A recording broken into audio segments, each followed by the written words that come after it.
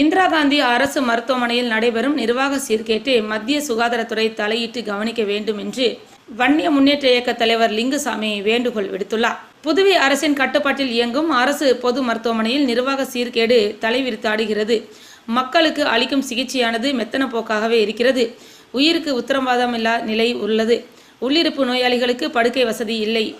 முக்கியமான ஒன்று, மாரடைப்பு என்று வரும் நோயாளிகளுக்கு தரமான சிகிச்சை கிடையாது.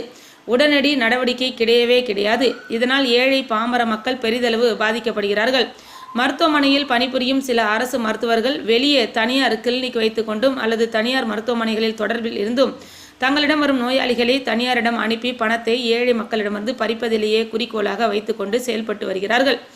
இறந்தவர்களை வீட்டிற்கு அழைத்துச் செல்ல அமரர் ஊர்தி கூட அரசு மருத்துவமனையில் கிடையாது.